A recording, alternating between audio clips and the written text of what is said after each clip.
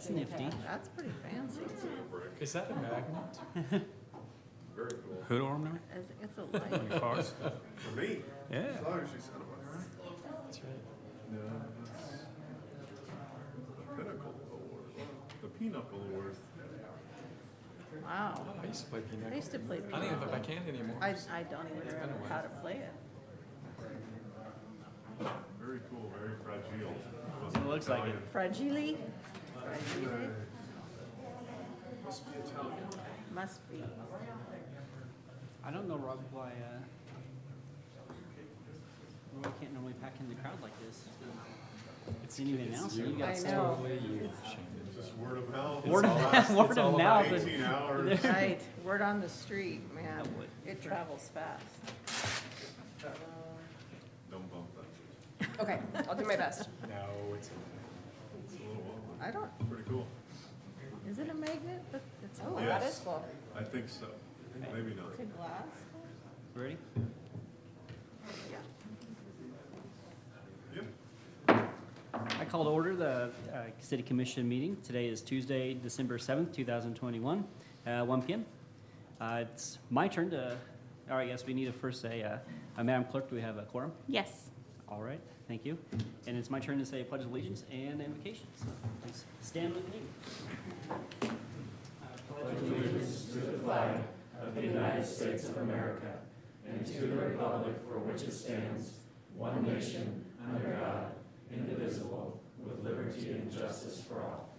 Please bow your heads. Dear God, thank you for giving us today. Please be with us as we do our business, and please help us be wise, kind, and thoughtful. Thank you for giving us a wonderful place to work and live, and please be with all of us as in this holiday season and help us remember what is truly important. In your name we pray. Amen. All right, so first item of business is approval of the minutes. So is there any corrections that need to be offered? Right, well, they'll stand then. And next is public comment.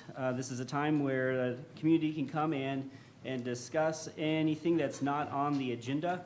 We have 30 minutes allotted for this, and we please ask that you limit your comments to 5 minutes if possible. Is there anybody from the public? And I know we have a back room today, so I'll see if anybody wants to come in from the back room. Nope, okay. Then we'll move on to considerations of petitions, memorials, and remonstrances.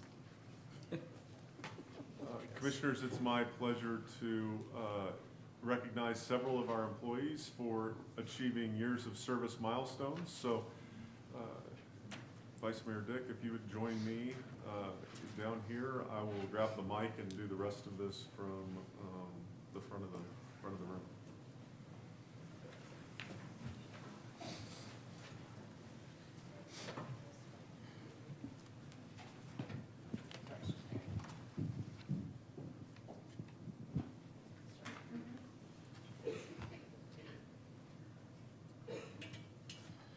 The first person we'll recognize is Mike Muirhead. Mike is celebrating 10 years with the City of Garden City. Mike, come on up. Thank you. Leads our Public Works and Utilities Department. You want to do this? You got this. Here's a card. You want to go to the other side? I'll go to the other We'll get a side. system here. Here we go. This is the first one. Hey, I'll tell you what, let's get this right before we get rid of the mic. Get it on. All right, now we'll go. Jeez.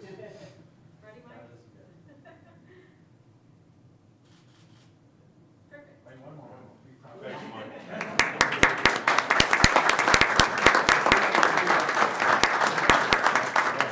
Now you get this. Thank you. And I think it's plenty fine we clap after each one. Adam Patterson. Adam's firefighter 2 with the Garden City Fire Department, celebrating 10 years of service with the city. Congratulations.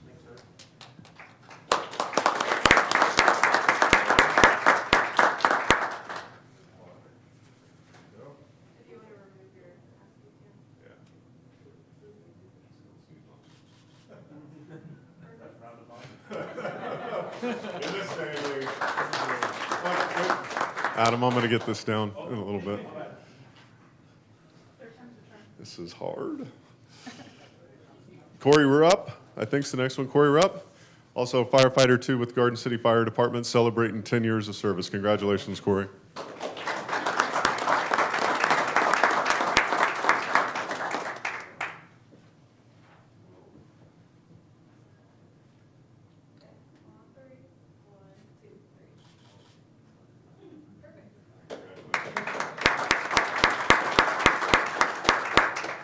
Also celebrating 10 years of service with the city is Clay Billings, our IT manager.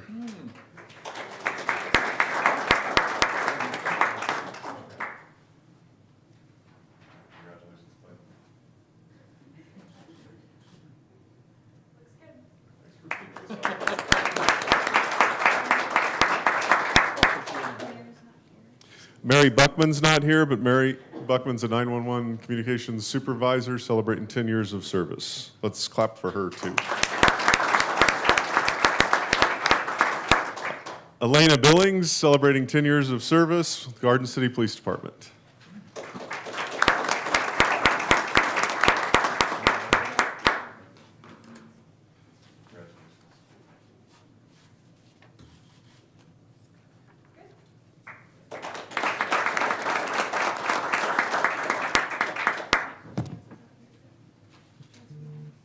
Chance Feehill, Sergeant with Garden City Police Department, isn't here today, but he's celebrating 10 years of service. Let's give him a round of applause. Andy Cabral with Solid Waste is celebrating 10 years of service. Come on in, Andy.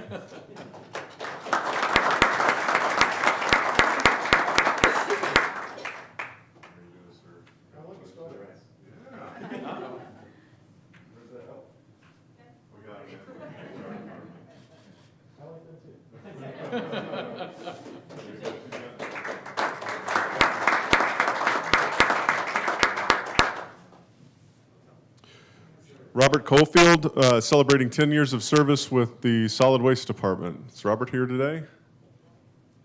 Okay. We've got an overflow crowd here, so it may take a little while. Congratulations, Robert.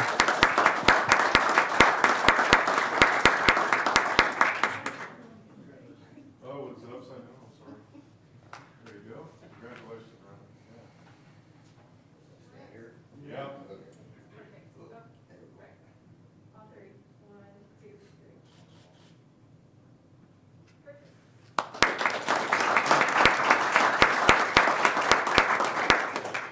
John Davignon, water operator for our water department, celebrating 10 years of service.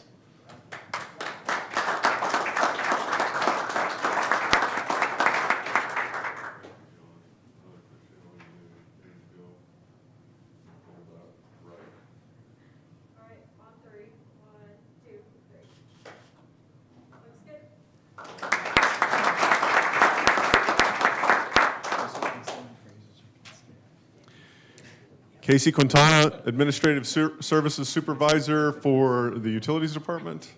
Casey is celebrating 10 years of service.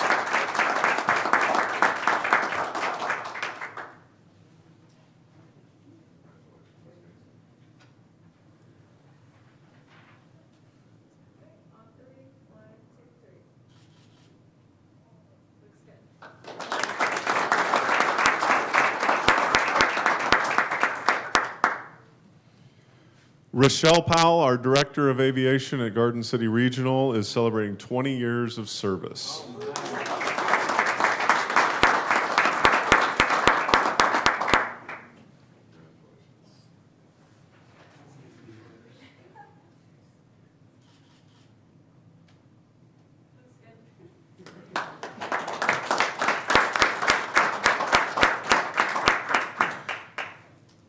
Billy Villanueva, Foreman for the Electric Department, celebrating 20 years of service.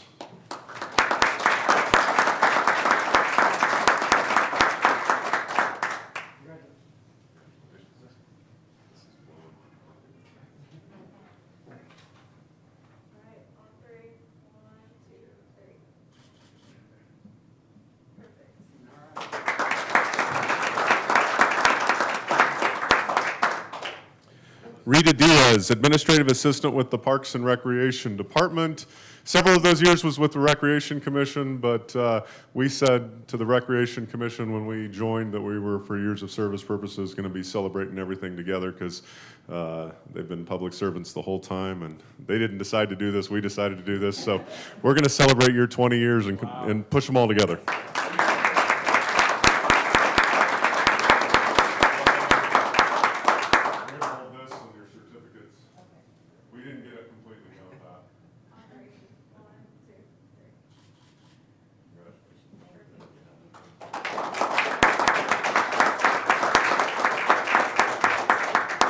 Javier Hernandez is celebrating 20 years of service with the Garden City Police Department.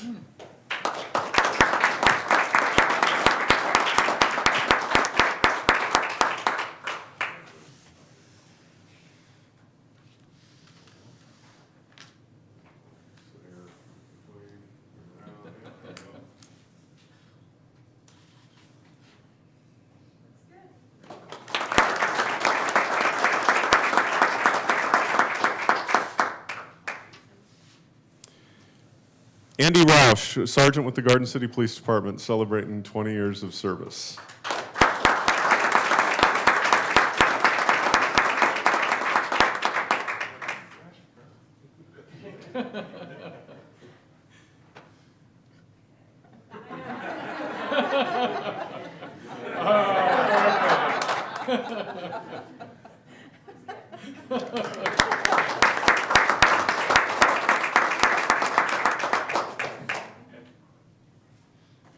Roky Flores, celebrating 20 years of service with the Solid Waste Department. Congratulations, Roky.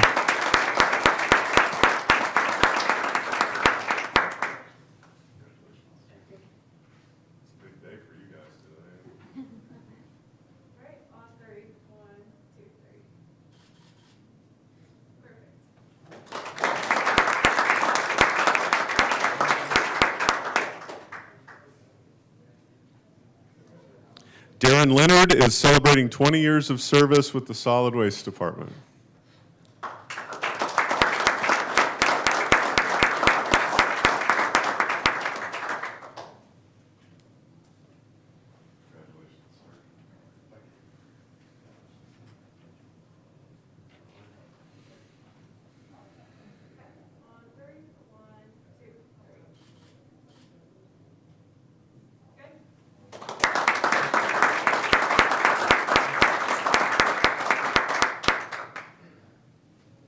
Jose Rodriguez is celebrating 20 years of service with the Street Department.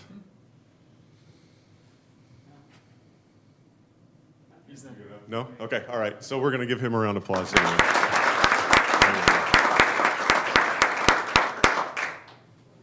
Alvaro Torres is celebrating 20 years of service with the Garden City Street Department. He's not here either. Oh, no, he is. He fakes you out.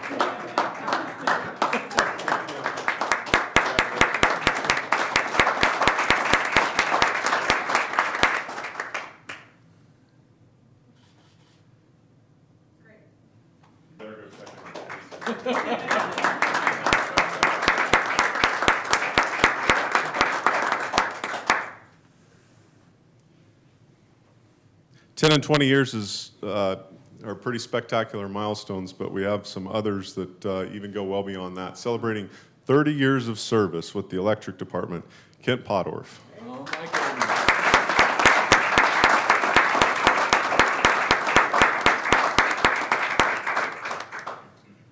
Still got 30 years left. Just got started.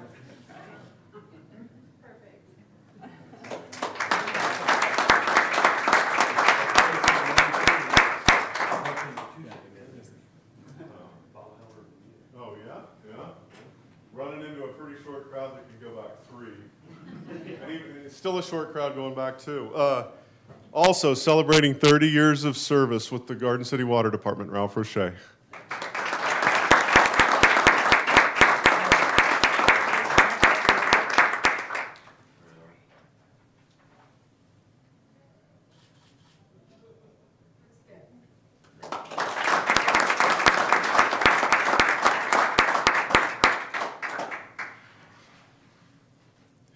celebrating 40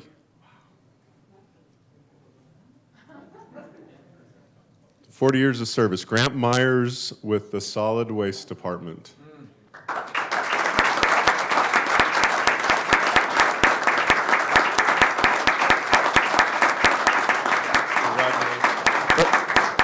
Earlier this fall, we were able to celebrate this statewide at the League of Kansas Municipalities Conference, where they also recognized him for his 40 years of service. So it's special to be able to do that, but more special, I think, to be able to celebrate here amongst more friends and more family. Thank you, Grant. 40 years is an incredible milestone. A long time.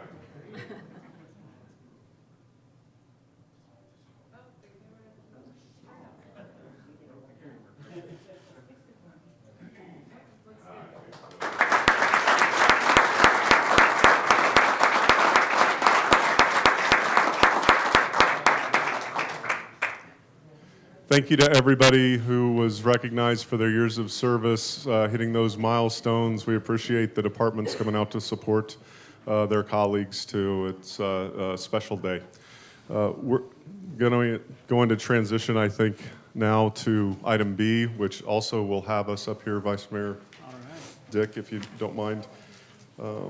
We're going to recognize some individuals for our safety awards, and these are the recipients of the third quarter 2021 safety awards.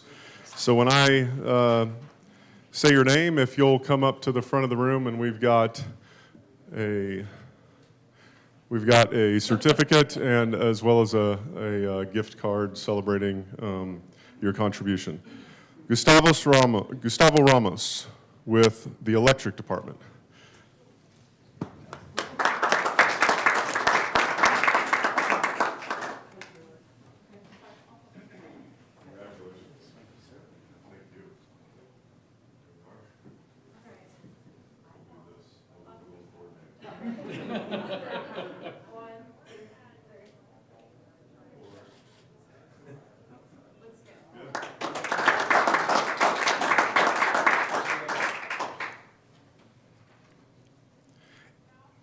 Anthony Herman with the Garden City Parks Department.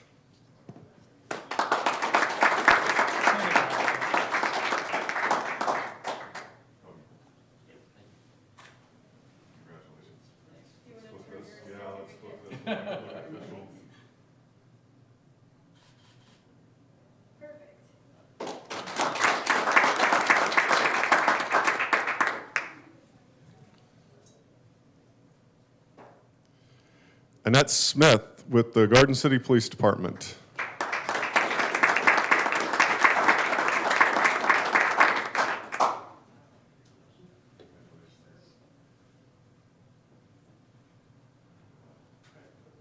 Hold your certificate like that, yeah.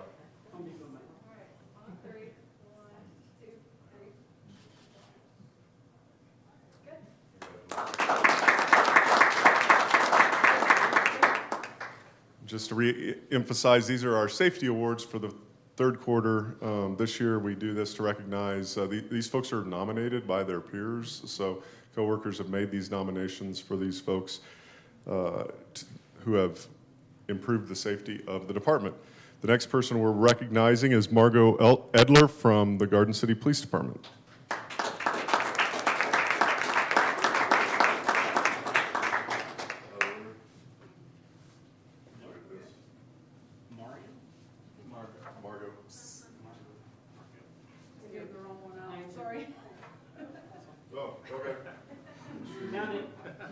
We'll take this picture and we'll get caught up here. There's your card. Congratulations, by the way. Yeah, thank you.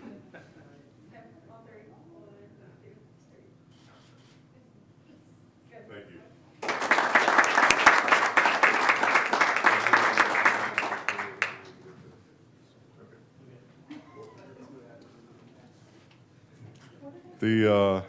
No, you're fine.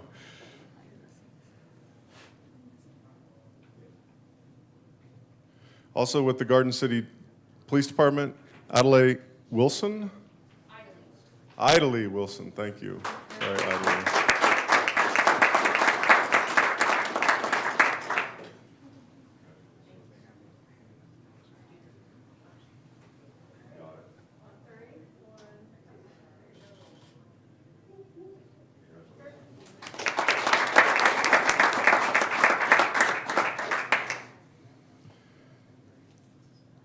Again with the Garden City Police Department, Casey Milligan.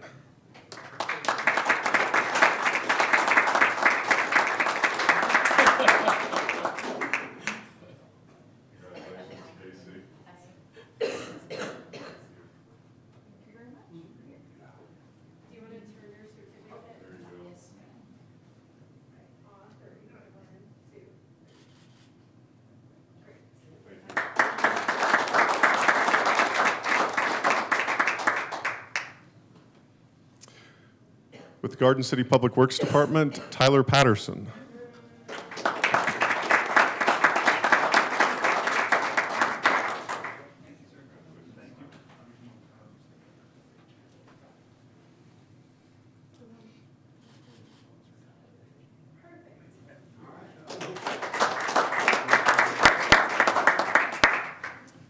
Again, these are third quarter 2021 safety awards. We do have a committee, an internal committee that reviews these as well. And so we have a lot of city staff that take part. They're representative of all the departments in the city on our safety committee. And they review incidents, provide feedback on what might be some safer practices or things we need to pay attention to for training purposes and those types of things. They provide a lot of input to this organization. So that's an important group of people. I'd just like to recognize them as well as the folks that are receiving these awards. Rounding out the final four here, Scott Seeley with the Garden City Water Department.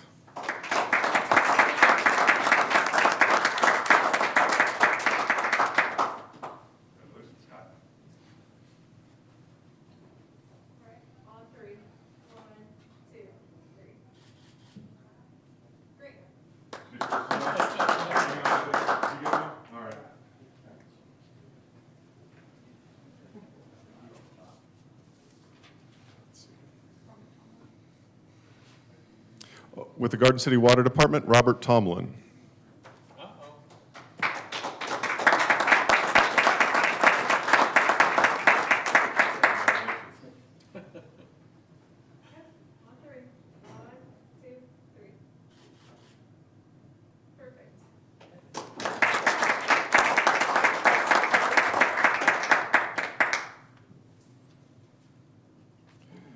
With the Garden City Water Department, Fred Jones.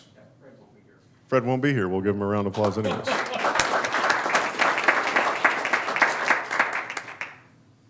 And with Lee Richardson Zoo, Carrie Leatherman.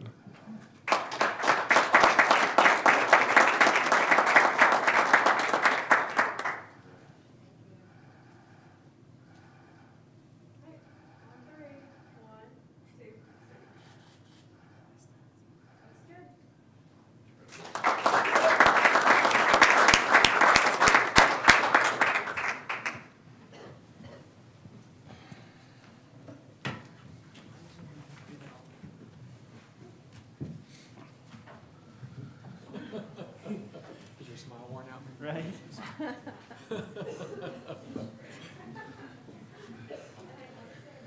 It's still cool in here. I think we are at item 7, report of the city manager. As soon as the computer comes alive again.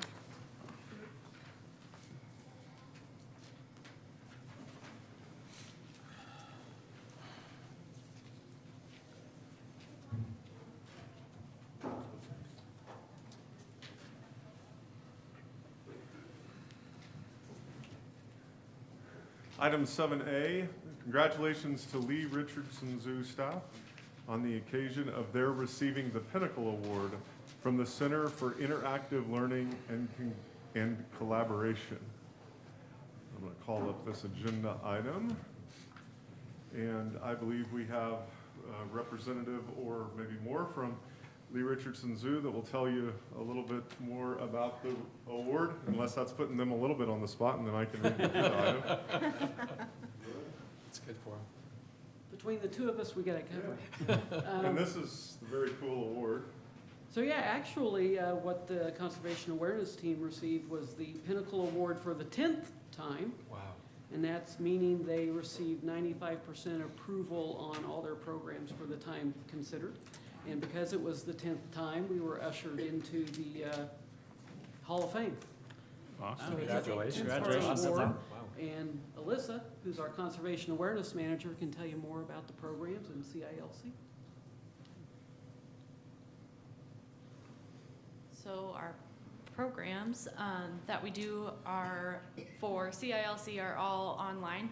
So we present to people all over the world. We get a lot from Canada. We've had some all over the US and in other countries across the world as well. They hit some of the same subjects that we hit here in Garden City.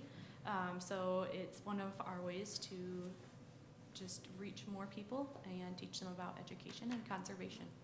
Listen, do they provide translators for you when it's in countries that don't speak English? Yeah, it depends on the group. Like I said, we do a lot for Canada, and up way north in Canada, they have a lot of native speaking groups, and so they usually provide a translator. Neat. Yeah. Thanks. Well, congratulations. Congratulations.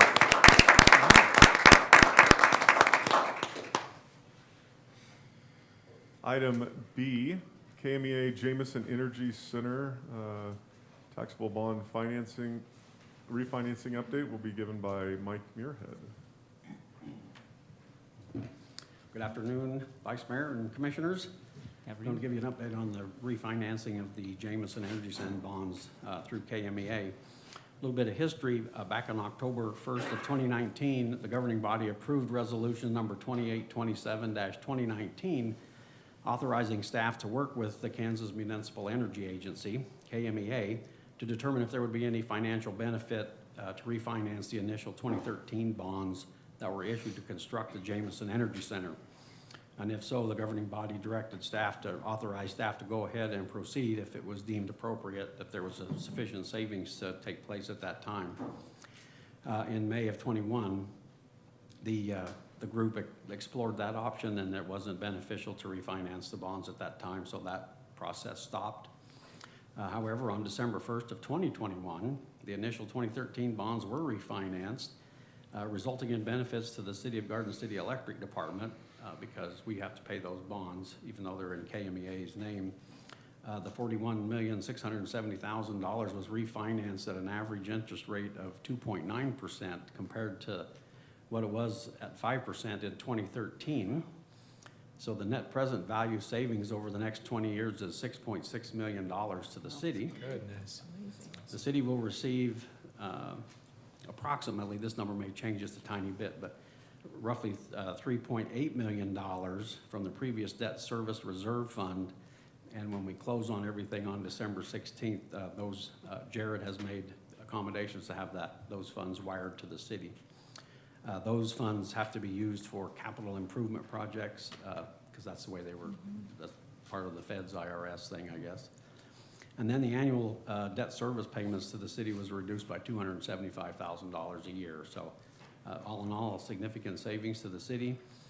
I did want to recognize that Jared Coleman, the interest finance director, was very helpful in getting all the information gathered up for this, as well as the KMEA professional staff. So we wanted to just give you an update, and happy to answer any questions should you have any. Any questions? All right, thank you. Thank That you. was- That's That's very great good. savings That's for the very city. good Good news. job. Savings. Good Thank job. you. Item C, beginning January 3rd, 2022, the Service and Finance Department will be adjusting the hours open to the public to 9 a.m. to 4 p.m. Monday through Friday, and Interim Finance Director Jared Coleman will talk to you a little bit about that change. Thanks, Matt. Good afternoon, Commissioners. I believe I've got a couple minutes before we have a 1:30 public meeting, so I'll talk and then I can sit down and talk again if you want to. Just a little bit of background on this. For a long time, the Service and Finance Department has operated at an 8 to 5 open office hours schedule. And one of the things I noticed when I took over as interim is that the staff, there are a couple of things that I identified. One, I didn't have time to meet with the staff to do any sort of training, to do any sort of group discussions, to cover what's going on with the city, to do staff meetings of sorts. And so we would have times where I'd ask them questions, and as I was shadowing and I'm trying to understand the process, it was difficult to find time that was uninterrupted. So we would talk a lot while open, but if a car would come to the window or someone would come in, we'd kind of have to stop what we were doing And so a little bit of our productivity was lost there, and it was just hard to keep those conversations fluid. And so that's been something that's been a bit of a struggle. Another struggle or issue that I've observed is that the staff that takes payments throughout the day, they do all of their balancing and all of their credit accounting for their money they brought in while serving customers. So one day they'll end, they put it aside the next day while counting the previous day, they're serving new customers, and they're kind of double dipping into the drawer from 2 days worth. And so they do a great job of finding when something is lost or something's mistaken. But I think a lot of it has come back from, they've kind of got two pots in the same bowl. And so the recommendation that I proposed was that we adjust these hours from 8 to 5 to a 9 to 4 schedule for the open hours to the public. The staff would still be there 8 to 5, but that would give them an opportunity at the end of each day to account for their money they brought in that day, submit their drawers, and do it kind of clean without interruptions, and then leaving that morning time for them to post all transactions to the billing software, as well as have staff meetings and time to do training. The HR department has a lot of video. Yeah. It's 1:30, so we'll Yep, I'll step aside. step aside for the public hearing we have at 1:30. So 1:30 public hearing on the matter of the governing body hearing questions, concerns, and comments from the public concerning the 2021 budget amendments that are necessary to reflect the actual 2021 expenditures. You will open the public hearing, then if there's, you listen to comments. At the conclusion of the comments, the governing body can close the public hearing, and we would ask you consider approving the certificate of amendment to the 2021 budget. Okay, so I'll open the public hearing. Is there any comments from the public? And again, we have a back room, so just making sure. All right, hearing none, I will close the public hearing. Vice Mayor, I moved we amend the budgets as shown on the 2021 amended budget certificate. Commissioner Unruh moved. Is there a second? Second. We have a second. Any discussion? All those in favor say aye. Aye. All those opposed, same sign. All right, it passes. Thank you. And Jared. Thank you. So I will say this is experimental in nature. We want to change these hours. We're not saying this is in stone forever, but we want to see how it impacts the staff, how it impacts the public. We have been keeping track of the number of transactions we have each day since right before Thanksgiving. And what we're looking at is we have so many different options as far as paying your utility bill. You can come in and pay in person, you can pay through the window, you can pay through our Jack automated system out front, you can drop in the night box, you can pay online, you can pay over the phone, you can pay with automatic bill pay. There's a lot of options. So we're trying to look and count what people are using, what is the preference of the public right now, and then analyze if that is indicative of things that we should change going forward as far as capturing the best, most functionally used methods of that payment. So this is an ongoing process. This is kind of the first step, recommendation from me going forward to let us accommodate trying something new and seeing how it impacts. We will have, for the first while, the phones will still be answered the whole 8 to 5. If that becomes impactful, we may have a recommendation for addressing that as well, but we want to make sure we're still available to the public in that basis. So this will just be the transactions from 9 to 4, and then the office is still available 8 to 5 by phone. Any questions? Well, I appreciate, because my whole concern is, that we are the only electric company in the city of Garden City. So it's not like, if you can't make your payment here, you go somewhere else. And I appreciate that there are other ways to make payments, but I know that a lot of people have commented that they want to drop it off if it's the last minute or whatever. So I appreciate that you're trying this, but again, I think cutting an hour off at the beginning and an hour off at the end, just making sure that we're still serving our clients. Because I know at lunchtime, lots of times, there's lines out that door. Yeah. So, I appreciate that, the training with the staff, and that I know that's needed and necessary, and it's really building a better team and also closing out the end of the day. But again, I just want to make sure that we're not impacting customer service overall. And I know that, the window it's still a big place that a lot of people pay. And so just to make sure that, we're paying attention to that and making sure that we're serving the public is all I'm asking. But I don't have a problem with changing the hours as long as we're still serving the public. Yep, that's the goal. Anybody else? All right, thank you, Jared. Yep, thanks. Thanks. Items D through G are department staff reports. actually D through F. Are there any questions on those? Hmm? Item G is the correspondence from Cox Communications regarding channel lineup changes that they're required to notify us of because of the franchise agreement. Item 8, meetings of note. Those are starting to dwindle down from an entire page worth of things that you put on your calendar to 3 or 4 left before the end of the year. I think we're ready for the appropriation ordinance. If approved, it would be item 9A, or if approved, it would be appropriation ordinance number 2544-2021A.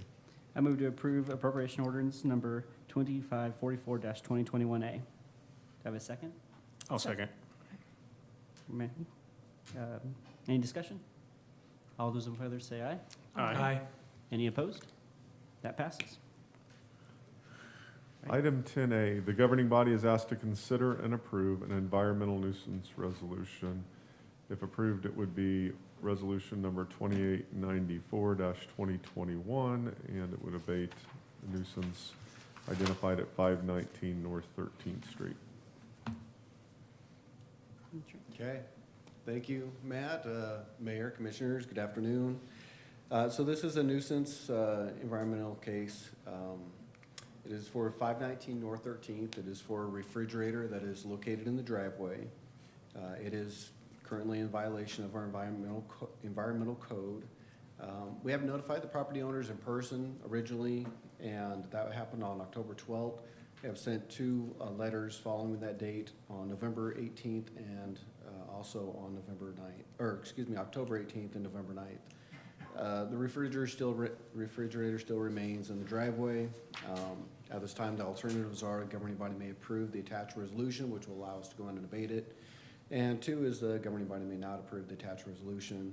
We recommend approval of the resolution. The fiscal note is the abatement cost will be charged to the property or parcel and taken care of that way.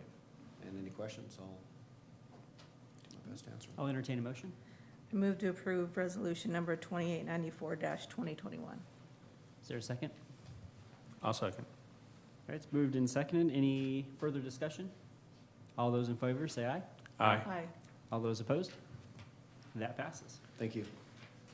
Item 10B, the governing body is asked to consider and approve an ordinance regarding building purchase, remodel, and construction and street improvements. If approved, it would be ordinance number 2919-2021. Hello again. So this item, as well as the following item, it's just a resolution, are kind of hand in hand. So a little bit of background going back, there were a couple of internal financing things that the city has done that in discussion with our bond counsel, Mary Carson, with myself and city manager Matt Allen, it came to our attention that it would be best to issue some temporary notes to cover all of this internal financing so that on the books everything checks out and then we avoid violations or potential issues that we could be facing. So this ordinance looks at the projects for utilizing the $1 million from the Utility Reserve Fund to finance the Jenny Barker Road and shooting range projects and advancing the timeline on those, as well as the purchases of the Garden City Telegram building for the Municipal Court and Evidence building and all the remodel, and the Harvest Street building that was recently purchased for the future street department and traffic. And so those things have been brought before you in the past and presented. This is going to replace the resolutions that were done at that time and kind of do it all encompassing in one. And so everything's listed out, all of those different projects are listed out in the ordinance in this resolution, identifying what's being planned to be done and authorizing the city to issue the temporary notes in the full amount to cover all of those projects. We don't anticipate the full amount will be needed as some of those project costs are, for example, the Jenny Barker Road and the shooting range captures the whole cost of the project, but most of that was paid for with the sales tax money that was coming in at the time. So even though those number totals are there and available as an option for the city, should the need arise, we don't foresee that as those projects. The Jenny Barker Road is primarily done and the shooting range is well on its way. So this is more just crossing our T's, dotting our I's, making sure all things are good as far as how we're conducting this internal financing. So Jared, will this fund be paid back then through sales tax receipts as they come in? And then, so we'll pay ourselves back So that, for these temporary financing? the temporary financing specifically from that utility reserve fund will be paid back with the money received from the sales tax money, because that $1 million was fronted from the city for advancing those projects. So once we catch up, and we have to review going forward, we may have other project timelines that kind of address the same issue. So that timeline on that repayment is not finalized yet, but eventually it will be paid back to the city's utility reserve fund from those sales tax revenues. And is it paid back at no interest, or does the city charge interest for using our dollars, or no? That project, when that was initially agreed to, was a 0.5% interest rate. These other internal financing, we did not determine that there had been interest with them. And so the ordinance resolution leave that option at per project as far as an interest rate. It's not adopting a set parameter. And so the city has the option with each project to determine how we wish to do that. So that one's a little bit different because that money was going from the utility reserve fund to those projects. The internal financing for the Garden City Telegram building and the Harvest Street purchase is from the city funds to city funds. It's just a Right, transfer. yeah, across those the I board. understand, but the other ones were, So yes, to answer your question, it will be paid back with those sales tax funds with that 0.5% interest. Any other discussion? so I move that we adopt the ordinance. All right. Commissioner Unruh moves to adopt the ordinance. Is there a second? Second. All right, there's a second. Any other discussion? All those in favor say aye. Aye. All opposed? That passes. Thank you.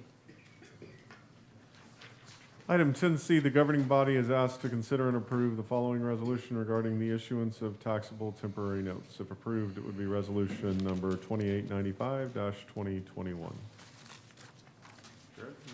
So this is the resolution issuing the notes. Those notes will be kept by the city, sold to the city. And as we complete the project repayment over the next few years from the different funds that we've identified, those notes will then be completed and paid off from our own internal funds. Jared, just for clarification, in the staff memo, it says 5% interest, that's actually 0.5%. 0.5, correct. Yes. And it's reflected accurately in the actual resolution itself. I'll entertain a motion on this. Move to approve resolution number 2895-2021. Okay, Commissioner Oler moved. Is there a second? I'll second. Commissioner Ortiz. Is there any other discussion? All those in favor say aye. Aye. All opposed? That passes. Thank you, Jared. Thank Thanks, you. Jared. Item 11A, the governing body is asked to consider and approve a request from Patriot Land Development LLC to extend the city water utility to the proposed Country Acres development located outside the corporate limits of the city of Garden City. Mike? Yes, Something good for afternoon Fred? again. I'm standing in for Fred this time, so. Anyway, the governing body is asked to consider and approve a request from Patriot Land Development LLC to extend the city water utility to the proposed Country Acres development, which is located outside the corporate limits of the city. Patriot Land Development LLC has submitted a preliminary plat to establish a subdivision outside the corporate limits of the city of Garden City. The 109.11 acre tract is situated southeast of the Mary Street and Farmland Road intersection. The development will consist of primarily of 1 acre lots, with the exception of 2 lots, one being 1.8 acres and the other being 2.4 acres. The subdivision will consist of 23 lots slated for development in the first phase, and then when it's completely built out, it will have the preliminary plat indicates it'll have 84 lots. The average residential household water use in Garden City is 138,362 gallons per year. So the estimated impact on the city water supply system to provide water to this development is 11.6 million gallons per year. The developer has not requested an extension of the sanitary sewer service. They will all have their own septic system. This request was initially presented to the governing body back on September 7th of 2021.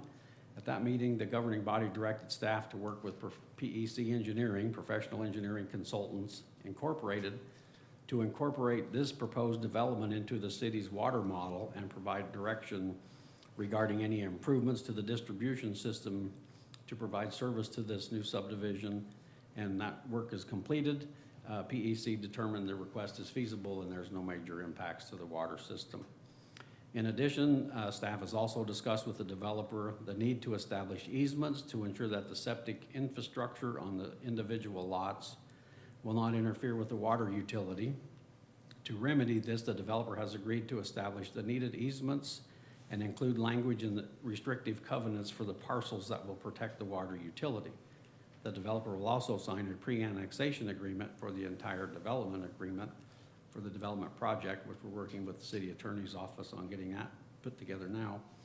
The water department may elect to oversize portions of the infrastructure to better serve the needs for the utility down in the future, and we're still analyzing that to determine if we need to oversize any of that infrastructure, and if we do, then the city pays for that oversizing. So the alternatives would be, number one is approve the request from Patriot Land Development LLC to connect the city water infrastructure. The approval is contingent upon a pre-annexation agreement and implementation of necessary easements and covenant language to ensure privately operated septic systems are adequately separated from the public water supply. Alternative two is deny the request to extend city water utility to the subdivision, or number three would be to direct staff to find an alternative solution. Staff recommends alternative number one, which would allow them to connect and follow the rules that were set forth there. And I'm happy to answer any questions. I do have a question on the pre-annexation agreement. Can you explain a little bit what that, I think I understand it, but I want to make sure I understand what that means and what's the impact going to be to us and to them also? A pre-annexation agreement means that that particular piece of property, when it's contiguous to the city, should the governing body choose to annex that property at any time, it can be done so without contestant. And I certainly would let Randy answer that. If they request the annexation in a pre-annexation agreement, then you don't have to go through the process of notice and passing a resolution. It's just something that you can do by ordinance. So and we will file that agreement with the Register of Deeds, so it is of record. So there will be no issue when the city at that point okay, I just want to make sure. At what point is that future, I mean, tomorrow? Is that when it, I mean, if this was approved, like when can you annex this into the city? Probably not tomorrow. Right, but if, what's the future, I guess, Well, of that date? The annexation agreement is partially done on my desk right now, so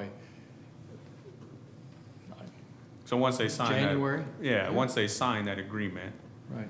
then after the first house is built, the city could possibly annex that in if they choose to. Right, we'll file the agreement before any infrastructure is improved on the property.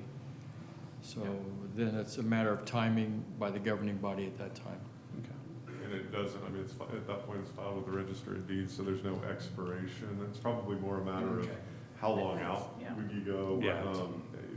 Really isn't probably any imminent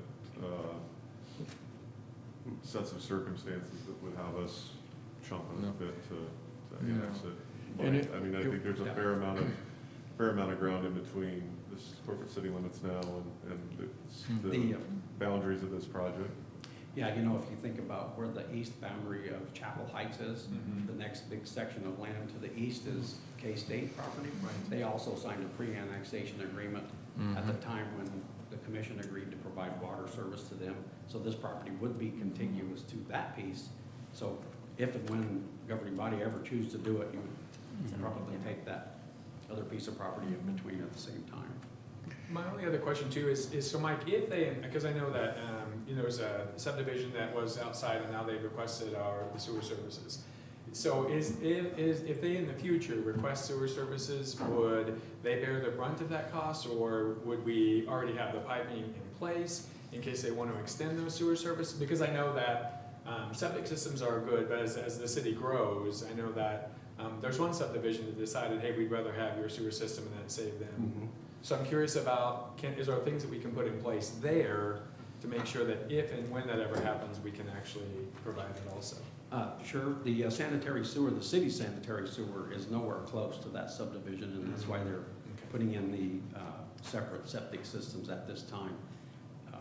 I can't speak for the developer, but I think they thought it was cost prohibitive to try to extend sewer all the way up there at that point. So if and when they did want sewer, then that would have to come in front of the governing body to determine how that would be paid for, whether it would be the people requesting that extension or if the city would pay that, but.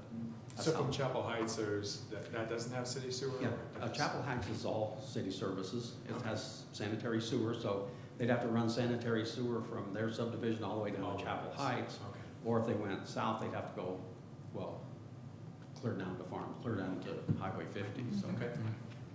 Thank you. Okay, you're welcome. Any other questions? Entertain a motion? I move to approve the request from Patriot Land Development to connect to the city water infrastructure. So moved by Commissioner Euler. Is there a second? Second. Second by Commissioner Unruh. Any other discussion? Right, all those in favor say aye. Aye. All opposed? That passes. Thank you. Thank you. And then, Matt, I want to just point out that we do need to add a executive session at some point in here, and that is bound to 2:30. Is, Not strictly bound to 2:30, but I think the timing wise, because you'll be calling in additional parties to that executive session, we've given them a heads up that that the estimated time is at 2:30. I believe we could be in a position to finish the meeting, even if it went a little past 2:30, do commission reports, and then into the meeting with the executive session, because we do not anticipate any action after the executive session. that's for consultation with an attorney to discuss pending litigation. Yep. All right, so we'll get that to the end of the meeting. Yep. Great, All right, thank you. item B is the governing body asked to consider and approve the 2022 property and liability insurance renewal for the city of Garden City, Kansas. And Lynn's worked on this from a staff perspective, but we've also got our independent insurance consultant with us here today, James Charlesworth. So I think we'll just hand it directly over to him. James? Thank you, Matt. First of all, watching Matt hand out those awards, hopefully Santa will bring you some reading glasses, 'cause you were struggling a little bit there. Just saying. Thank you, Vice Mayor, members of the commission. James Charlesworth, Charlesworth Consulting, 1828 Walnut, Suite 701, Kansas City, Missouri. It's been our policy to market the property and liability insurance every 3 years. Historically, that's resulted in positive results, saving money. Due to the conditions of the upward pressure of the insurance market, we were not as fortunate this year. 3 insurers participated, including Travelers, Employers Mutual Casualty, and Intact, which was formerly One Beacon. All 3 are very well-known and well-respected insurance companies for public entities. Travelers was not aware that there would be no other bids, so we still feel like this was a competitive bid process. Cities and other government entities, they focus on cost. You have to, you're a budget-driven organization. Insurance companies focus on rate. And rate is a rate per 100 for property values, a rate per 1,000 for budgeted expenditures, number of employees, number of law enforcement personnel, number of vehicles, et cetera. The rate increase for the city this year was approximately 11%. We always strive in the current market to keep rates at 10% or less. We weren't successful this year, but the rate was not bad. I feel it's competitive. What's driving the cost is we've added quite a few properties over the past year. We added the rec commission, and we've had some unfavorable loss experience. Everything resulted in the increase that you see in your packet. One thing that I would like to point out is cyber liability is a very tricky insurance product today. Your staff did a great job of implementing multi-factor authentication, which I'm sure got them the evil eye from a lot of people because that's a pain, but that's a starting point for all cyber liability. If you don't MFA compliant, you're not getting any insurance.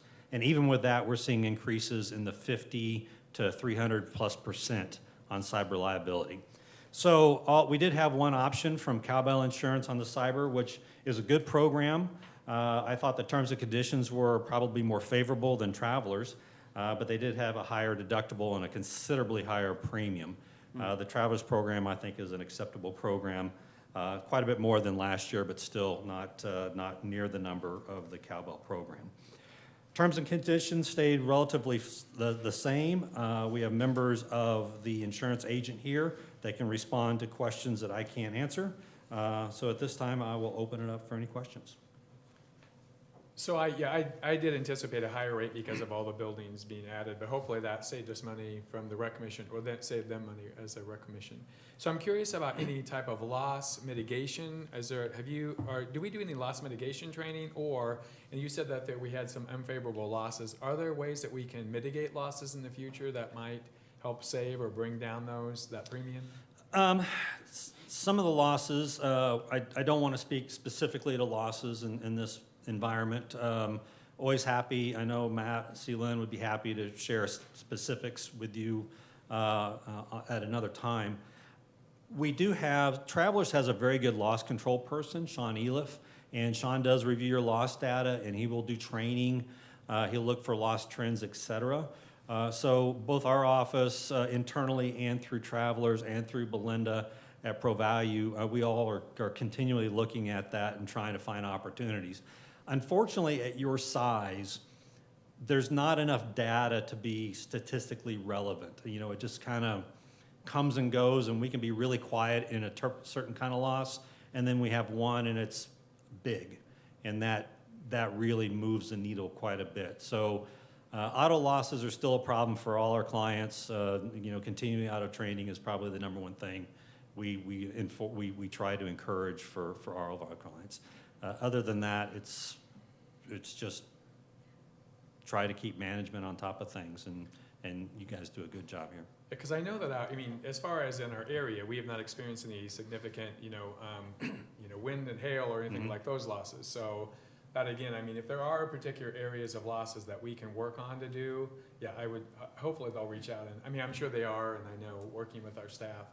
But again, I anticipated, since we've not had any type of wind or hailstorms and those kind of things, that increase I was a little bit surprised at, knowing that we've not really had to replace any roofs that we've not paid for ourselves. Mm-hmm.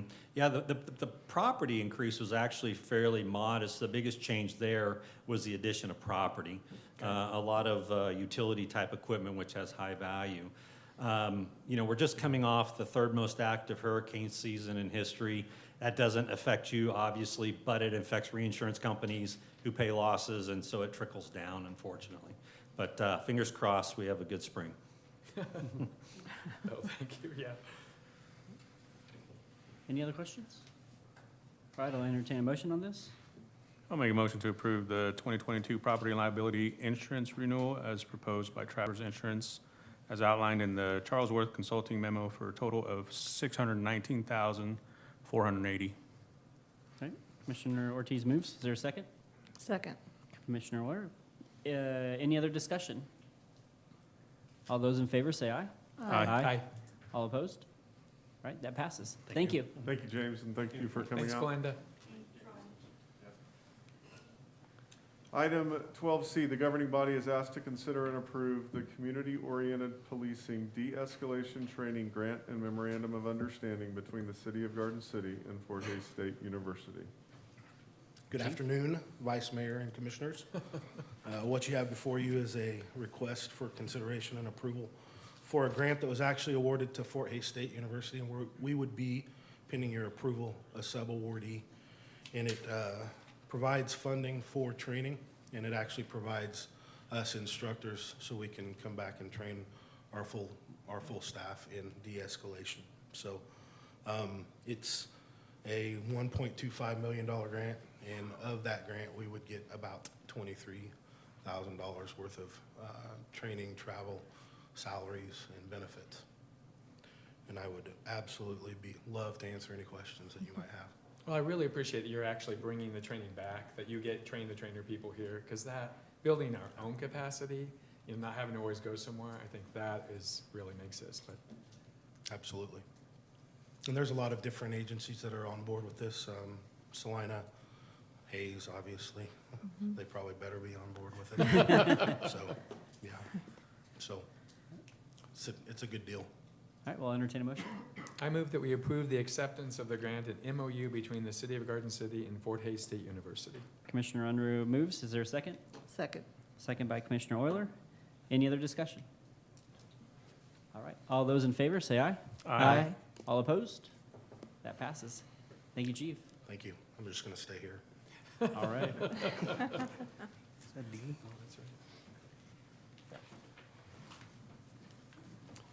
Item 12D, the governing body is asked to consider and approve the request for proposals seeking architectural services from qualified firms or individuals for bidding the renovation of the law enforcement center. And just to note that Commissioner Ortiz stepped down. Chief. Again, for your consideration and approval is a request for proposals for architectural services. This is really the next step from the McGrath report that identified some space concerns and future growth concerns for the PD and municipal court. And with the evidence building and municipal court being close to complete, this is our next step, is we need to start work so we can reallocate space at the LEC with the Findlay County Sheriff's Office. And we've already coordinated and deconflicted that, and we really just need your approval to seek somebody out to draw a site plan for us and architectural service for schematic drawings for that. Well, now, are you going to be working with the county? Because I know this is a shared, the LEC is a shared building. So will the county be working, or have you already delineated the spaces, and so it's just totally separate and they won't be dealing with what you're going to want to remodel at all? I was curious about how that worked. I wasn't sure when I read through the. So we've already identified what space is going where, already worked through all of that. Okay. Been in front of their commission with just the space allocation. I saw that. As far as the remodel, this is just our project right Okay. now, because I don't know exactly what they have in store. I kind of have an idea, but I just don't know what they exactly want to do and what their timeline is. So I like to get things moving. Oh, So, yeah. I agree. any other questions? All right, I'll entertain a motion. I move to approve the RFP to identify architectural services for the renovation of the LEC. Commissioner Euler moves. Is there a second? I'll second. Commissioner Unruh seconds. Any other discussion? All right, all those in favor say aye. Aye. All opposed? That passes. Thank you so much. Thank you, Chief. Thank you. Item 12E, the governing body is asked to consider, oh, yeah. Let's get up to full staff. This isn't time for a coffee break, Commissioner. All right, item 12E, the governing body is asked to consider whether it would like to hear a proposal in February 2022 from KDOT for a state-funded highway roundabout as an alternative design to signalization. The City of Garden City recently received notification that the K-156 Jenny Barker Road, Mary Street intersection met traffic warrants for signalization. Designs for the signal have been submitted to KDOT for review and approval. During the public comment section of the November 16th, 2021 regular meeting of the City Commission, Kansas Department of Transportation Deputy Secretary Chief Engineer offered to the City Commission an alternative proposal for a highway roundabout that would be designed and constructed at KDOT's expense. The attached fact sheet was included for the governing body's review and consideration. Following the meeting, staff and Mr. Maury identified that it would be possible to more formally frame a question for the commission, which would include a more detailed design proposal, cost estimates, and a timeline for the roundabout to place alongside the same information for a traffic signal at a February 2022 regular meeting. The purpose of this agenda item is not to decide whether or not the governing body would like to accept KDOT's proposal for a roundabout, but rather to determine if there is interest in considering a proposal in February 2022. If there is not interest in hearing such a proposal, then the city and KDOT would proceed with the traffic signal design review, bid, and installation process as currently planned. If there is interest, KDOT will still proceed with its review of the signal design, but would also begin work on a more detailed concept design, cost estimate, and timeline for a roundabout. Your alternatives are to agree to formally hear and consider a roundabout proposal from KDOT in February 2022, for the purpose of determining whether the intersection will be controlled by a roundabout or a signal. Or 2, reject the offer to hear and consider a roundabout proposal from KDOT and move forward with the signalization project. Discussion? Well, I do want to say, as far as being a fan or not a fan of roundabouts, I'm a fan of traffic control and also traffic safety. And I'm going to tell you the things about roundabouts, and this is scientifically proven that roundabouts are safer. And so as far as that area, I mean, I know there's been some, out here where we think that the stoplights or stop signs are the safest issue. But, it's really scientifically proven that roundabouts are a safer alternative. The type of roundabout that it is, and I think the location is a really good location, having a lot of those keeping traffic moving, especially as popular and as heavy traveled, not only is Kansas Avenue, but also as heavily traveled as Jenny Barker's becoming. So as far as considering what a roundabout looks like, also the savings of over $500,000 of signalization. I don't know how many residents stop me all the time. I know that we did the lights on Mary Street for safety issues, but it still frustrates people when we don't have them go both ways, both at Fleming Street and also again at 3rd Street. And I know that we do that because of safety for the high school. So, and it might be 3rd Street, it might be Fleming, and it might be Campus Drive. So if we are really dedicated to making sure that we are making safety being an issue and a priority, keeping traffic moving, albeit at a slower pace. Now, do we need to move coming into a roundabout at 65 miles an hour or 50 miles an hour? No. We do need to slow that down. I mean, we just approved a new subdivisions going on. All these different things are happening. So I would like to see a proposal. I'd like to see us try and consider that. I'm not saying that that's what we have to finally decide. But again, if safety is an issue and if traffic management is something that we want to be on the cutting edge of, I think that it would give us an opportunity at KDOT's expense, saving ourselves if we decide over $500,000, which could be used for other projects, which we have plenty that we want to do. So I'm in favor of having them consider and present a roundabout proposal side by side with a signalization. And at that time, we as a commission can make that decision. But I would really like to see both proposals.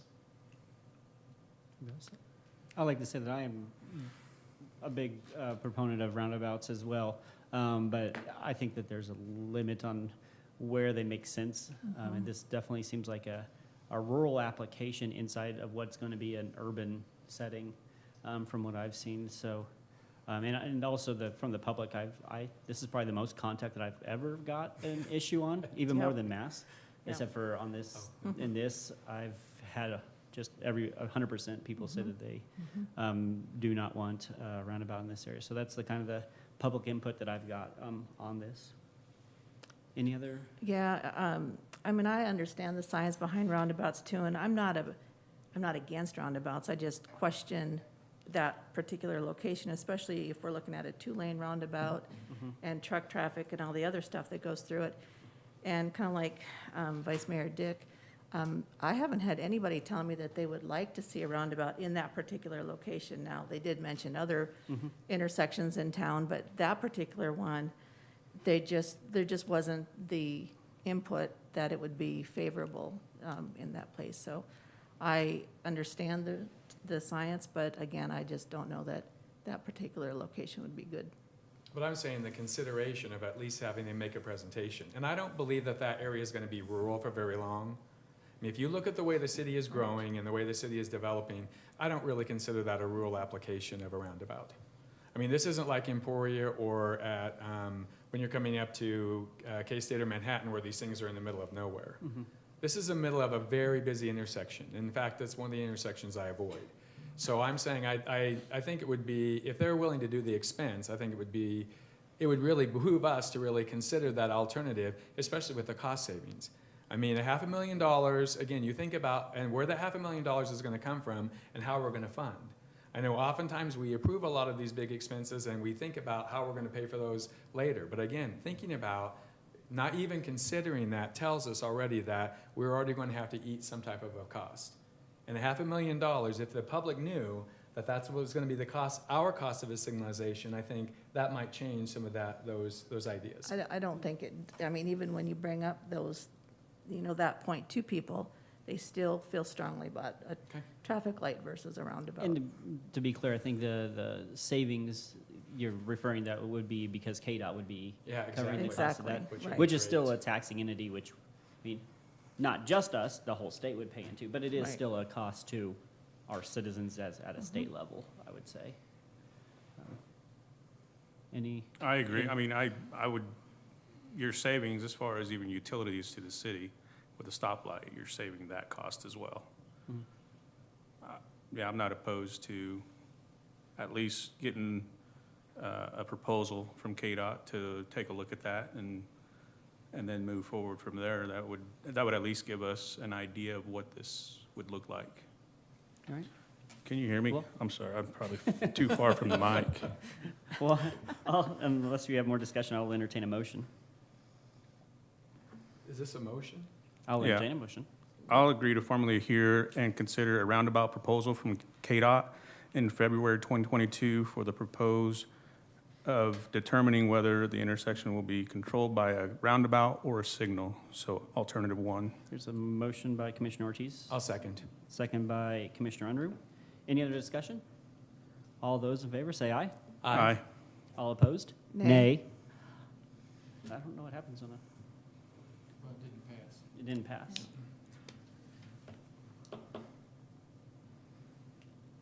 So does that leave us at bringing it up again, or do we?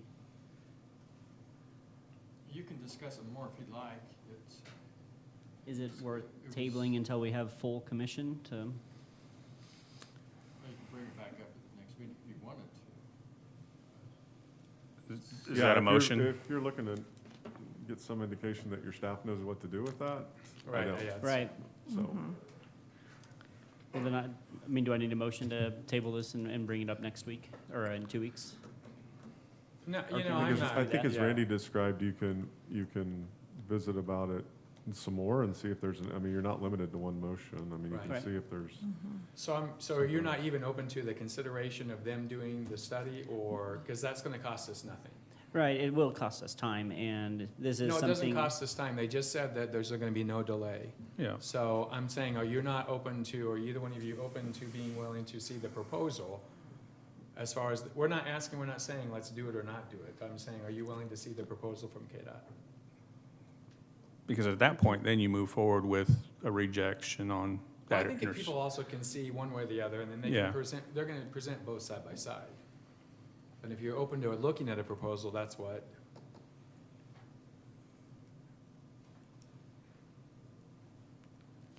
I think with us having a full panel makes sense on reorganizing for the next meeting, so that if we wanted to do our research on our own through this time, we can. So I'll make a motion to at least table it until the next meeting.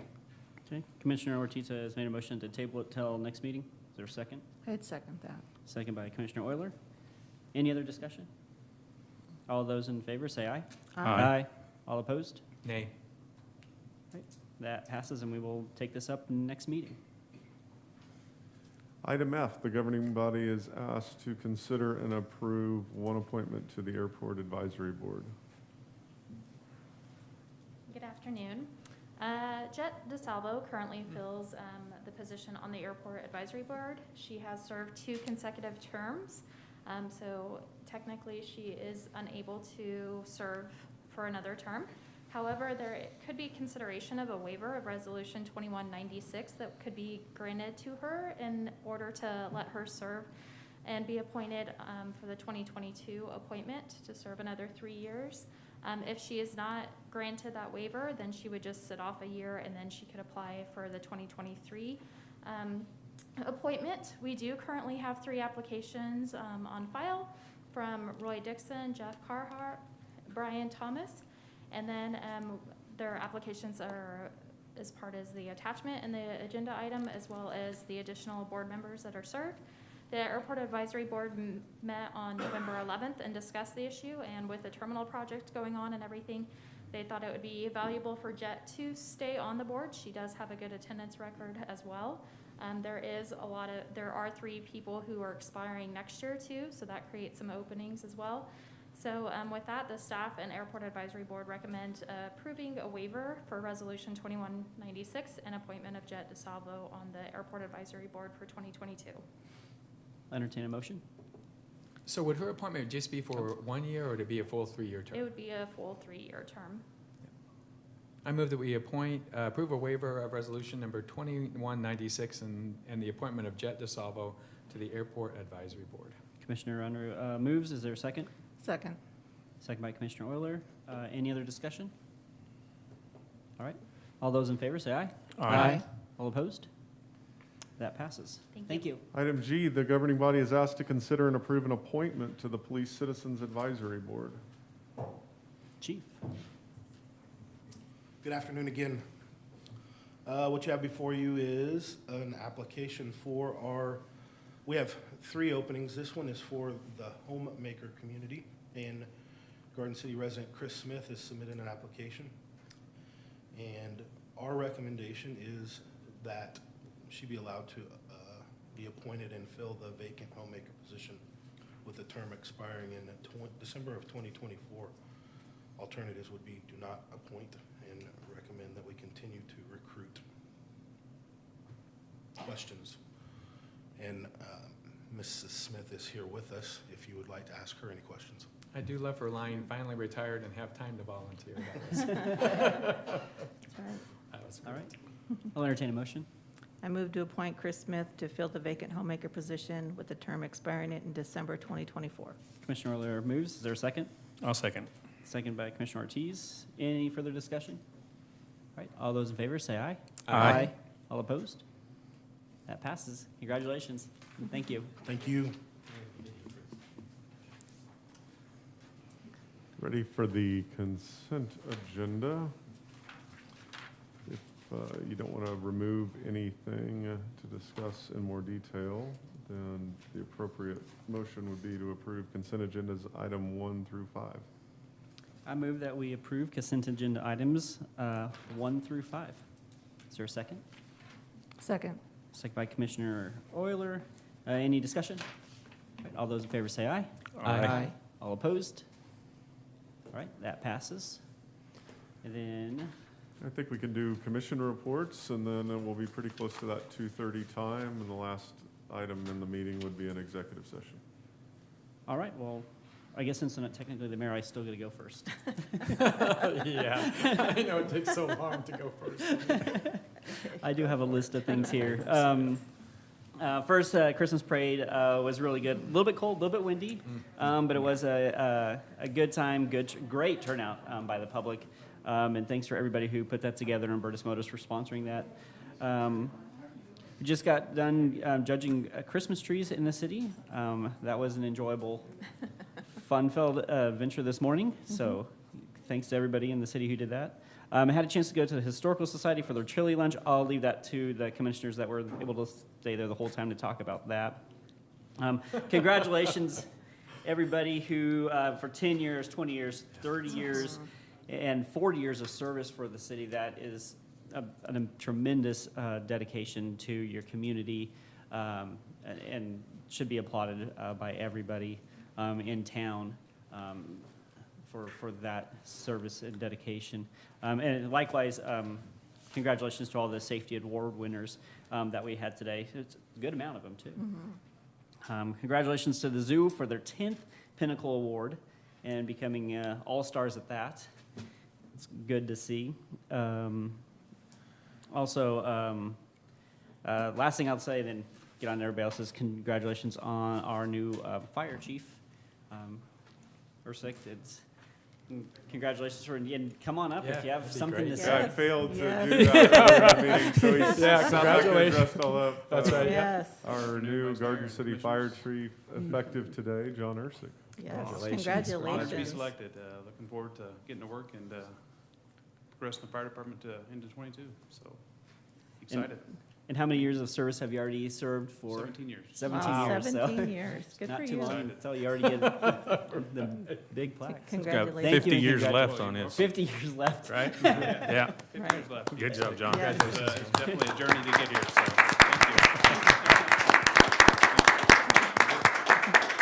thank you. Thank you, Chief. Commissioner Unruh. Man, you didn't leave much. I'm just kidding. Again, I wanted to say congratulations to Chief Ursick. We're so excited that, when you're able to promote from within is really exciting. I love that we have a lot of candidates from outside of Garden City, because that just tells you how viable a community we are. But I'm so grateful that he accepted the offer and called to serve here in Garden City, and that's exciting for all of us, having people who really know and love and appreciate our city. The Christmas parade, right up until the time we got started, it was beautiful weather, and then the wind blew in. So it's amazing how fast you can pass out candy when you have to. So, but as the Vice Mayor talked about, seeing people out and having fun and bundled up, and that's really, it's Garden City at its best, doing things together. So, and there were a lot of people that had a hand in the Christmas parade. That thing was absolutely huge. It's the biggest parade I've seen for quite a while. I did appreciate the Finney County Historical lunch. I got a set with some honorary county commissioners. We did receive a compliment from one of them, so that was really nice. And so I won't mention his name in case he doesn't want to say it again. But really excited that what the things that they're doing at the Historical Society. If you've not seen the museum, coming up this weekend, they have a really neat open house. And so I would encourage you to go to that. It's really exciting. I know there's lots happening downtown, and at our shopping centers are full. Hopefully people got some Black Friday shopping in. I know, because those deals didn't last. They weren't there the next day, so I went twice. But it was really exciting to see just how downtown is really vibrant, and also how, again, this idea of shopping local and getting the things you can if you can here, because it really does pay off big for Garden City. I did also want to say just thank you I saw that the police department was out in full force out there in cold and keeping the crowds under control. I love seeing, and they were riding bicycles, which I thought was brave of them. But I do want to make sure that one thing as I was traveling, lots of times when you see lights behind you, whether it be police officers or fire department or the EMS, please pull over. It's so important that we get out of their way so that they can do their job. There was an EMS vehicle coming through and a car. I don't know what they thought, but they pulled almost out in front of it. It could have caused another accident that they would have had to attend. So I'm just saying, during this time of the year, I know it's hard. We have our windows rolled up, but your stereo's blaring with Christmas music. But I'm just asking, as in the public, just make sure that we pay attention. When you see those lights behind you or you hear those sirens, it's really important that you pull over. I'm so excited. I wanted to say thank you for the Rudolph run. It was a lot of fun. So those of you who didn't get to do it, other commissioners, those of you who didn't get to do it, the Rudolph run was a lot of fun. It was absolutely, this was December, couldn't believe the weather. Absolutely gorgeous weather. We had about 40 people there having lots of fun. And the route was really, really enjoyable. It did feel like 3.1 miles, but it was a lot of fun just seeing people out, really exercising, keeping yourself healthy during this time of the year. I know that the holidays are coming up again, to remind you to shop local, and thanks for everything you do here in Garden City. Right. Commissioner Ortiz. Yeah, there is a lot to talk about. We did have about 3 weeks to go through for a lot of the events that were happening. So I'll kind of go back to November 18th when Matt and I and Mike, we had an appreciation meal for the electric staff. And tell you what, the camaraderie around those guys and around the leadership roles is amazing. And I'm sure it's like that in all the other departments as well. But I got to experience it that night with an appreciation dinner. And, I felt the appreciation towards their families as well, because the amount of, just frustration and things that their spouses have to go through when these men are out, working and spending a lot of hours out there, they have to really just appreciate their jobs as well, their spouses' jobs on that level. So Mike did a really good job on speaking to that as far as, getting those families together and really spending time and appreciating their service for the electric department. So that was great. So good job on that, Mike. yeah, a lot of things, mayor's Christmas party just that happened just this Saturday, so it was a good event. Also, the retirement for Randy Griselle, his party, so thank you, Randy, for your service here, and you'll be missed. But I'm sure you'll have a lot of golf on your spare time to go out and have fun with, so I'll be jealous. Christmas tree, you know, the judging that we had going around today, this morning, that was, you know, it's amazing. It's tough to be a judge, because like I said, I've done it before, one time before, and it was just, you want everybody to win. You know, just the efforts that staff has put in. I don't know who won yet, so I'm anxious to hear who that winner is out of that Christmas tree decorating for staff here, whoever was involved. But there was a lot of good ones out there, and it was fun to participate in. Also, just like to hit on all the awards that were given today. I'm sure, you know, Vice Mayor Dick and I were kind of joking, and Celine were, when we were talking about the USC, you know, how we kind of compared that to a football team, and we were kind of laughing that, you know, USC, it's like, oh, isn't that a community college out in South California or something? But, you know, we have a better football team here at the Utility Service Center, because our guys got all these awards. I'm sure probably more awards than the college out there. But anyway, I don't want to go on a rant, but it's just fun to kind of talk about our staff and our, you know, people, workers here in Garden City. So for the awards, I'm sure they're not going to stop. I'm sure they're going to keep coming. I also would like to hit on the comprehensive plan that's going out right now. We do have another survey that's going out, so if you see that through an email, or if somebody passes it along to you, take time to fill that out. It's a short survey. It's a great way to kind of get involved and share your opinions about future growth and future options that you have, that you can share with that comprehensive plan, to kind of get it on plan and see that outcome in the future. So a lot of great things in Garden City, so I'm looking forward to seeing all those happening. Thanks. Commissioner Willer? Well, the Christmas lights look amazing. I mean, the Stevens Park, it's just like a winter wonderland when you go through there and you drive. It's just amazing without the snow. But it really, I mean, so kudos to everybody who was involved with that. I just wanted to congratulate people. This year's match day raised over $654,000 just in one day. Well, okay, over like 5 days, but still, $654,000 for 39 different nonprofits in the area was just fantastic. And I know that all of the staff at Western Kansas Community Foundation are still digging out, because they're still counting donations. And as long as they were postmarked by the 30th, they do count. So congratulations to everybody who was involved in that. Also, congratulations to the new chief, Ersic. It was exciting to be able to read that and have you hired, and so good luck to you. And yes, it was fun to judge the Christmas trees. But I think more importantly, what was fun is it was a wellness challenge. And so I just really enjoyed seeing that camaraderie between the city employees and the pride that, you know, everybody sort of took in their Christmas trees. And there were some interesting takes on Christmas this year. And so it was really fun. So yeah, I'm excited to see who won. And then also over Thanksgiving, I had a chance to fly in and out of Garden City Regional Airport. It was a very smooth experience. And so, but it was also fun how you have all of the pictures of the new terminal kind of around. So I enjoyed being able to see that and explain, you know, what that meant. So thank you so much. That's all I have. Crazy. And it is a busy time, because even, I mean, something like the community college hosting and winning the Scooters Bowl. Yes. That's right. Yes. I mean, I'm just, as I'm sitting here, Yes. just thinking of more things. That's So right. good. I mean, good news all around. All right. So are we set to go to executive session? I believe so. Okay. One of you. I could have read it. Individuals, in addition to the city commission, that we would have in on the conversation, Randy, would be yourself, me, Mike, Muirhead, Jennifer, Yes? and then we will be joined on the phone by Frank Caro, C-A-R-O, and Tim Sear. Yes. Who are our energy counsel from the Polzinelli Law Firm. And the justification, statutory justification is the consultation with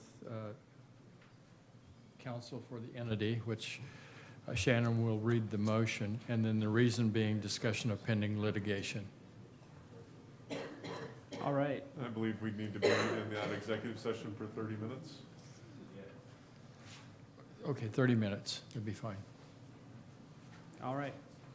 Well, I move that the city commission go into executive session at this time for the purpose of consultation with legal counsel on the matters which are privileged attorney-client relationship. Right? Randy doesn't stop me yet, so we're good. Which is discuss an open session with the privilege, and then the city commission reconvene open session in the city commission chambers at 3 o'clock. So it'll be 30 minutes, and this will be consultation with the entity, the reason to discuss potential litigation, and we would have the city commission there, Randy Grizel, Matt, Mike Muirhead, Jennifer Cunningham, and then joined by Frank Cairo and Tim Sear. And again, that's for 30 minutes. And there is the reason discussion of pending litigation, not Yep. potential. Thank you. The discussion of pending litigation. Thank you. I'll take a second on that. Second. Sorry. All right. Any discussion? All right. All in favor, say aye. Aye. All opposed? All right. Executive session. I guess everybody basically is cleaned out, so I'm sure you turn off here.